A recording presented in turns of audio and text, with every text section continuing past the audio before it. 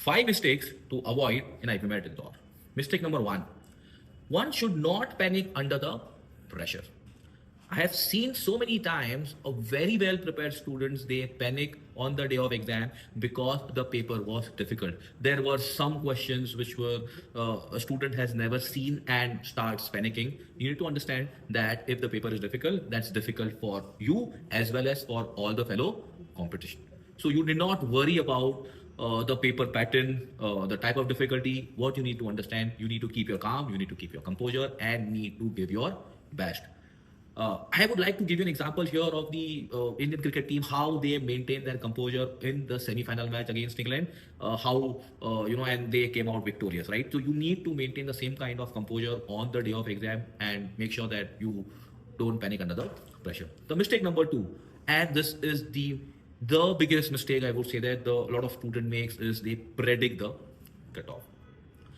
Now, based on the last 2-3 year trend, student start predicting the cutoff that in the short answer, the cutoff will be around 24. In MCQ, the cutoff will be around 30. In the verbal, it will be around 112, 113 marks. This is what they keep on, predicting it, and they attempt the paper accordingly.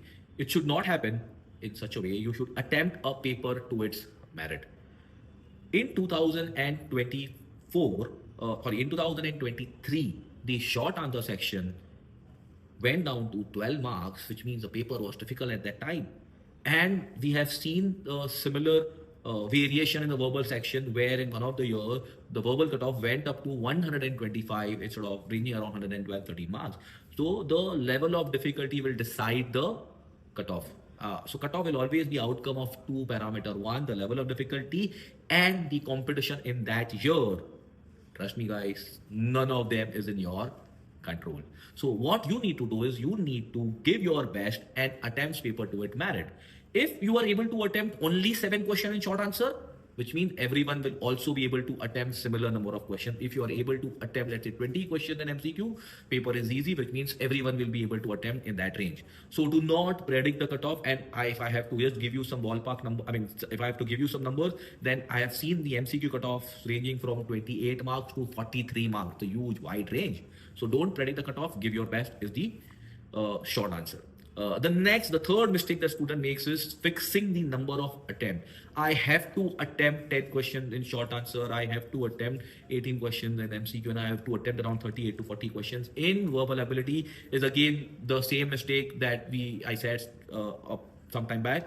Do not predict the cutoff. Don't predict or don't assume or don't go ahead with a mindset that you need to attempt this many number of questions. Make sure that you attempt paper to its merit. Not following the strategy in the exam is a fourth mistake. I have seen multiple times over the years that student comes and say that, sir, I couldn't apply the same strategy in MCQ. Somehow I got stuck in one question and the entire section went for a toss. What you have been practicing over last 1 year, maybe in last 1 month, you have analyzed a strategy, you have attempted 7-8 mocks with the same strategy. Why to deviate from strategy? You have been using ABC approach. So ensure that you follow the same approach on the day of exam. Just go and solve the low hanging fruit first. I'm sure you will be able to clear your cutoffs and you'll be able to maximize your score in that particular section. And the most important thing, the fifth mistake, carrying the emotion between the section. I still remember 2 years back when the short answer section cutoff went down to 12 marks, a lot of students were able to attempt just 4 or 5 questions genuinely, and because of which they panicked in the next section, QA, MCQ, and in the verbal ability section.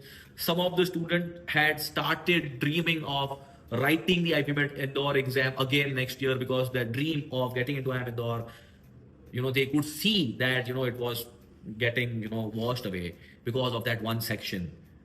And to surprise of everyone, the sectional cutoff of SA section that year was very low. Many students were able to clear the short answer section, but they were not able to clear the MCQ and the verbal ability because they actually had given up in the exam. So the best way to go ahead from one sector to second section, and to second section to third section is probably take that pause of 10-15 seconds, have a sip of water in between, and I think you will start off fresh. I always say that IPMAT Indore is the exam of 3 tests and not 1 test. Treat each section as an individual test and give your best in each section. You never know, the paper is difficult, that section is difficult, the cutoff will go down and you will clear the cutoff. So don't carry the emotion of first section to second and second section to the third section. I'm sure all of you will follow and avoid making these mistakes on the day of exams. All the best for your preparation and make sure all of you come out with flying colors. Bye bye.